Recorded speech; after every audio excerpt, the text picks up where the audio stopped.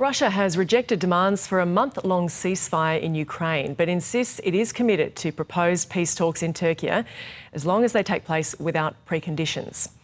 Kyiv has accused Moscow of launching dozens of drones towards Ukraine in a series of overnight attacks. One struck the Sumy region. Local authorities say one person was killed. President Volodymyr Zelenskyy says he hasn't heard whether his Russian counterpart, Vladimir Putin, will meet him in person in Istanbul on Thursday. Ukraine has always supported diplomacy. I am ready to be in Turkiye. Unfortunately, the world still hasn't received a clear response from Russia regarding numerous proposals for a ceasefire. Russian shelling and assaults continue. Moscow has remained silent all day regarding the proposal for a direct meeting. A very strange silence. Moscow's artillery units continue to fire on positions in southern Ukraine.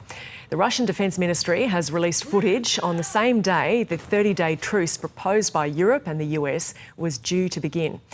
The Kremlin ruled that out and offered direct talks instead. But it won't say who will travel to Istanbul for those negotiations. This language of ultimatums is unacceptable for Russia.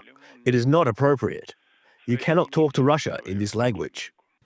The last direct talks between Russia and Ukraine took place in Turkey. They broke down shortly after Moscow invaded its smaller neighbour in 2022.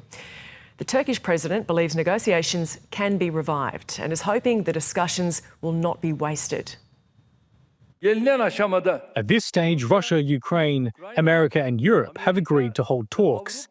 As the only country that has gained the trust of all parties, we have reiterated that we are ready to contribute to these talks and that we will be happy to host them.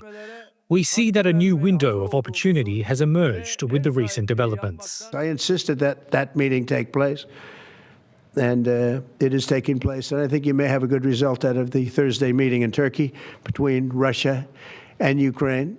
And I believe the two leaders were going to be there. I was thinking about flying over. I don't know where I'm going to be on Thursday. I've got so many meetings.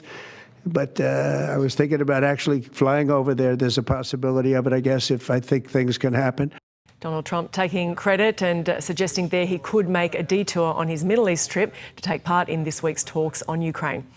In Crimea, the peninsula annexed by Russia in 2014, there's hope the negotiations could finally lead to a settlement and an end to the war. I'm positive about peace negotiations with Ukraine. Of course, I want this all to finally end, so that there will be world peace again. What the result will be is another issue. Will there be a result from these negotiations? That's the question. Well, they are necessary. Let them talk. Let's see what their negotiations will lead to.